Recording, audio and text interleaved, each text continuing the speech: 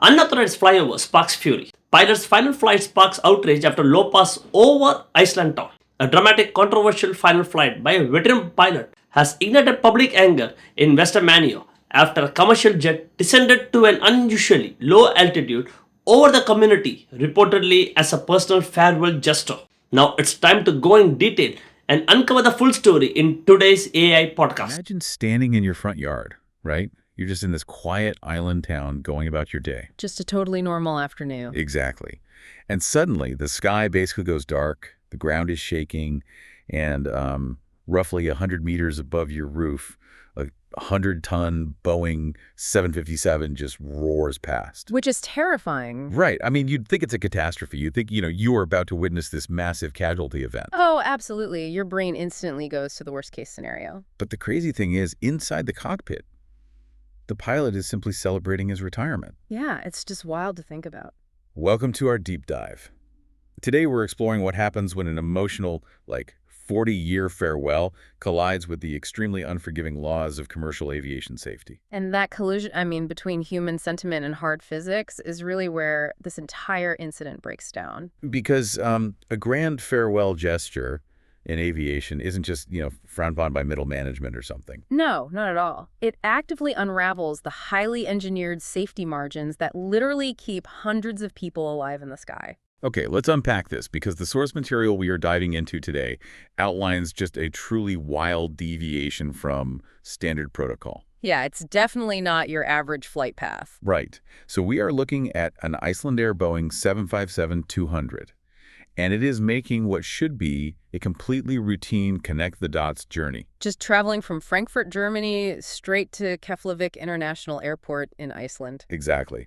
And in the captain's seat is this veteran pilot. He's marking his retirement after 4 decades of service in commercial skies. 40 years. That's a massive milestone. It really is. So the flight plan dictates a standard descent and approach into Keflavik. But instead of bringing the plane straight home, this pilot decides to alter the route. He basically takes a detour over his childhood hometown. Yeah, this island community called Manajar. And he brings this massive commercial jet down to an estimated 100 meters above the ground. Wow. And to really understand the sheer scale of that deviation, you have to look at the aerodynamic realities of a commercial jet flying at that altitude. Because 100 meters is what, like the length of a football field? Roughly, yeah. And at cruising altitude, around 35,000 feet, the air is very thin. Right. So the aircraft is designed to slice right through that environment efficiently. But down at 100 meters above sea level, the air is incredibly dense. So it handles completely differently. Completely. The engines have to work so much harder, the aerodynamic drag is immense, and you are subjecting this massive airframe to, low-level wind shear. And thermal updrafts coming right off the terrain. Right? Exactly, because a Boeing 757 is not some nimble fighter jet. It is a heavy transport vehicle. It has a 124-foot wingspan. And the town itself complicates this, too. Manajar isn't a flat runway in the middle of a desert. No, it's a rugged volcanic island. Right. So navigating a 757 at 100 meters over that kind of uneven terrain means the pilot is flying through localized microclimates. Dodging topographic obstacles, basically. Yeah, and dragging a massive wake turbulence vortex right through a residential neighborhood. And what's fascinating here is that wake turbulence is a critical piece of the physics problem. How so? Well, when a plane that heavy displaces that much dense sea level air, it leaves behind these horizontal tornadoes coming right off its wingtips. Oh, wow. Just Yeah. invisible tornadoes trailing behind it. Exactly. And at 100 meters, those vortices don't just, dissipate harmlessly in the clouds. They crash right into the ground. They rip shingles off roofs, snap tree branches, that kind of thing. Yeah. And then on top of that, there is the acoustic assault. Right. The noise must have been unbelievable. Oh, for sure. 2 commercial turbofan engines operating at the thrust levels required to maneuver in that dense air at low altitude. They produce upwards of 120 decibels. Which perfectly brings us to the eyewitness accounts from our sources. Because the sensory overload on the ground was just immediate and terrifying. Yeah, the residents described overwhelming noise and physical vibrations literally shaking their homes. They saw this massive machine appearing alarmingly close to their rooftops. And honestly, I have to push back on the framing from some folks that this was just like a romantic hometown flyover. It's hard to call it romantic when people are panicking. Right. Like, what makes a master pilot with 40 years of experience think that flying a 100-ton aluminum tube over a quiet town translates as a nice wave goodbye? It's a massive disconnect. Exactly. At what point does nostalgia just become a terrifying public disturbance? Well, the psychological disconnect is really what stands out because, from the isolation of the cockpit, the pilot likely felt completely in control. He knows what he's doing in his mind. Right. He is sitting in the sound-dampened environment, executing a maneuver he feels his decades of experience have totally prepared him for. Right, he sees his hometown through the windscreen, dips the wings, and views it as this poetic bookend to his whole career. But the thing is, you cannot communicate intent through the roar of jet engines. No, you really can't. The people on the ground didn't have a script for his retirement. Exactly. And without that script, the human brain just relies on logic. And logic says, if an airliner is 100 meters above my house, we have a major problem. Right. Logic dictates that something has gone catastrophically wrong. The aircraft has either lost engine power or suffered a massive flight control failure, or maybe the crew is completely incapacitated. The residents' brains just instantly signaled an imminent fiery crash. Yeah. So the pilot's intention of a beautiful salute was received as a life-threatening emergency by the very people he was trying to honor. It's just wild. But the terror on the ground is only half the physics problem here. Oh, definitely. Because while the Islanders are dealing with 120 decibels and wake turbulence inside the cabin, you have this completely different sensory illusion taking place. Let's shift our focus to the passengers. Yeah, because the passenger experience is really where this breach of protocol becomes a fundamental breach of trust. According to the sources, there were around 200 passengers on board, and the text notes they were reportedly surprised by the maneuver. Which honestly feels like a massive understatement. Right.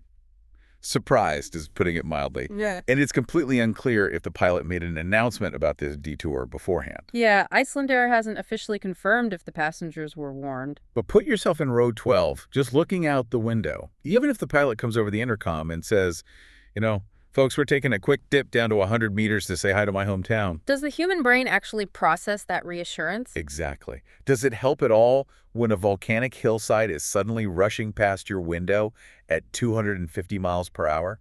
I'd say no. Verbal reassurance really cannot override the evolutionary panic of visual proximity to the ground. Your brain just says danger. Right. Because in a commercial cabin, the windows are really small, the sightlines are highly restricted, and passengers lack any forward visibility. They don't have flight instruments. So you just see the ground getting way too close. Yeah, and when the aircraft banks sharply at a low altitude, the horizon tilts violently. And with a 124-foot wingspan, a steep bank angle drops that wingtip dangerously close to the terrain. Exactly. So from a passenger's perspective, if you're looking out a side window at an extreme angle, it visually appears as though the wing is about to literally scrape the ground. Which is terrifying. But wait, if he's flying that low, what is the plane itself doing? Like, is the aircraft just passively letting him execute this maneuver? Not at all. And this is a really vital technical mechanism to understand about modern aviation. Okay, lay it on me. So a modern Boeing 757 is equipped with an enhanced ground proximity warning system. We call it EGPWS. EGPWS, okay. Right. And this system uses radar altimeters to constantly bounce radio waves off the ground to measure the exact altitude. Oh, so it's constantly mapping where the ground is. Yes, and it compares that real-time data against an internal database of global terrain. So the plane itself knows exactly where the hills of Vestmannaeyjar are. It knows exactly where they are. Wow. And when a 757 drops to 100 meters over land at a high speed without the landing gear deployed and the flaps set for a runway landing... The plane knows you're not landing at an airport. Exactly. The plane's central computer basically concludes that it is flying right into a mountain. Oh my God. So what happens in the cockpit? The cockpit would have just erupted in alarms. You'd have flashing red master warning lights and this loud synthetic voice blaring, "Terrain, terrain, pull up." Pull up P. Wow. That completely changes the entire context of the event for me. Yeah, it wasn't just a casual scenic detour. Right. He had to actively fight or deliberately ignore the aircraft's own survival instincts to execute this retirement trick. He essentially had to mute or tune out the sophisticated safety net designed to prevent controlled flight into terrain. Which, as the sources point out, is historically one of the leading causes of aviation fatalities. Exactly. And this really connects to the unwritten contract of commercial flight. The trust between the pilot and the passengers. Right. When passengers board an aircraft, they hand over their bodily autonomy to the crew. In exchange, they expect a highly controlled, deeply predictable, and system-governed experience. A commercial flight is essentially a public utility. Yes. By overriding the EGPWS and altering the flight path for a personal celebration, the pilot unilaterally changed the terms of that agreement. For 200 people who had absolutely no agency in the matter, Right. they bought a ticket from Frankfurt to Keflavik, which, comes with the expectation of boring, standard procedures. We need our flights to be boring. Boring is good. Boring means you have wide margins for error. Exactly. Boring means the landing gear deploys at the right time, the alarms stay silent, and we get home. A low-altitude flyover just destroys those margins. Which leads perfectly into the massive institutional backlash outlined in the sources. I mean, you can't just go rogue, trigger a cascade of ground proximity alarms, and expect a sheet cake in the break room. No, definitely not. Icelandair called this a serious matter and explicitly confirmed the maneuver was strictly unauthorized. Right, they were very clear about that. We have statements from their chief flight officer, Linda Gunnarsdottir. She emphasized that commercial aviation operates under rigid systems and checklists that leave literally zero room for deviation. And this escalated far beyond just a corporate reprimand. Yeah, the airline officially reported the incident to the authorities, and a police investigation is now underway. Which is a big deal.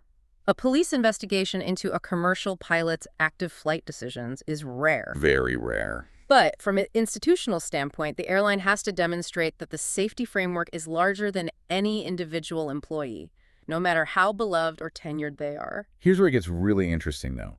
The sources make a very specific distinction that I want to explore. They bring up military flyovers versus commercial flyovers. Oh, that's a crucial comparison. Right, because if you go to a major sporting event, you might see fighter jets roar over the stadium at a low altitude and everyone cheers. It's awesome. Yeah, people love it. But the mechanics behind those two scenarios are entirely different. Completely different. Military flyovers are meticulously planned for months. They operate over highly restricted airspace perimeters. And crucially, a fighter jet only has 1 or 2 personnel on board.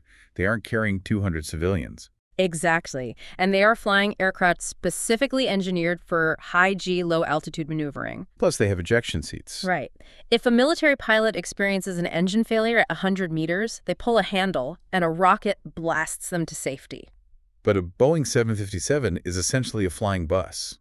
It is designed for straight, level flight in the upper stratosphere.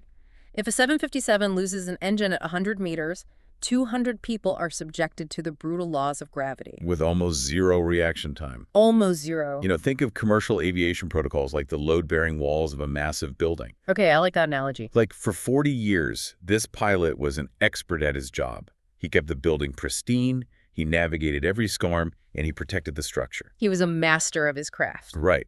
But for his final act on his last day, he decided to just knock out a load-bearing pillar just to show everyone how strong the roof was. Wow. Yeah. The skill of the pilot doesn't change the physics of the house.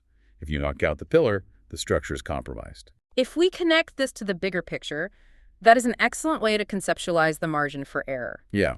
Let's look at the actual physics of an emergency at that altitude. So at cruising altitude, if an aircraft flies through a flock of geese and loses both engines, which, has happened, the pilots have altitude. And altitude equals time. Exactly. They have minutes to run through emergency checklists, attempt engine restarts, communicate with air traffic control, and establish a glide path. Like the miracle on the Hudson. Yeah. They had enough altitude to turn the plane around and find a river. Precisely. Now, transport that exact same bird strike to 100 meters above a volcanic island. Oh, wow. At 100 meters, your margin for error shrinks from minutes to literal seconds. Because you just don't have the space to glide. Right. And jet engines also have a spool-up lag. If a pilot suddenly realizes they're sinking too fast and pushes the throttles all the way forward to get takeoff thrust, the heavy turbofans take several seconds to actually generate that power. And at 100 meters, you do not have several seconds to spare. You really don't. If you encounter a sudden downdraft or a mechanical failure, the aircraft will hit the ground before the engines can provide the thrust needed to climb out of it. So the entire aviation system is basically built on the premise that humans are fallible and the environment is unpredictable. Yes. The system assumes that eventually, inevitably, something will go wrong. Right. That is why checklists and protocols exist not to just blindly punish pilots, but to isolate variables and buy time when things do go wrong. And a low-altitude, high-speed flyover over complex terrain in a commercial jet Yeah. introduces, like, hundreds of unpredictable variables simultaneously. It relies entirely on the assumption of absolute perfection. Perfect weather, perfect mechanical function, perfect pilot input. But commercial aviation safety cannot rely on perfection. No, it relies on redundancy. The moment you allow one pilot to strip away those redundancies just because they are experienced, you compromise the integrity of the entire global aviation network. Every single flight has to be treated with the exact same level of strict adherence, whether it's your very first day flying a 757 or your absolute final hour in the cockpit. Exactly. The rules don't change just because it's your last day. So let's look at the fallout of this shattered protocol. According to the sources, Icelandair had to issue a formal public apology to the residents of Vestmannaeyjar. Yeah, for the sheer panic and disturbance caused by the flyover. And the island community itself is actually engaged in this intense debate right now. I can imagine. Yeah, some locals who recognize the plane and knew the pilot, they view it as a harmless, albeit incredibly loud, hometown salute. Sure, they see the sentimental side of it. But a significant portion of the community, and obviously the regulatory bodies, recognize the catastrophic danger of what happened. And that divide in the community really mirrors the divide between human emotion and systemic safety. Yeah, it really does. It is very easy to romanticize a master aviator tipping his wings to his childhood home. It plays right into our cultural love for the rogue expert who colors outside the lines. We love a maverick. We do. But the reality of aviation is written in blood. Every altitude restriction, every terrain warning system, and every rigid checklist exists because someone, somewhere, lost their life to teach the industry that lesson. And now, for this pilot, his 40-year legacy of safe, reliable flying is entirely overshadowed by this one event. It's sad, really. He didn't just walk out the door with a gold watch. His final professional act triggered an ongoing police investigation. It is a profound irony, honestly. An act meant to definitively celebrate a masterful career ended up being the exact mechanism that tarnished it. So what does this all mean for you? The next time you settle into a window seat on a commercial flight, just take a second to look around that cabin. Think about all the invisible systems at work. Exactly. Think about the invisible framework of rules, the computer systems bouncing radar off the ground, and the rigid protocols operating in the background. We rely on those invisible, load-bearing walls every single time we travel. We implicitly trust that the people in the cockpit are going to put the survival of the system above their own personal impulses, no matter how deeply skilled they are or what deeply personal milestones they happen to be celebrating that day. We really do need the system to be boring. We need it to be so boring. You know, this entire incident leaves us with a fascinating tension to consider. What's that? Well, when we reach the absolute pinnacle of our careers, with decades of flawless experience under our belts, do we earn the right to finally bend the rules? Or does that mastery demand an even stricter obedience to the very systems that kept us alive for all those years? Man, that is a heavy question. Keep that in mind the next time you hear the roar of a jet engine and look up at the sky. Thanks for diving deep with us. Okay, one question for you. How did Icelandair fail to detect or prevent such a major deviation from standard aviation protocols? And what changes might be implemented to ensure stricter compliance in the future? Don't forget to comment it. Thanks.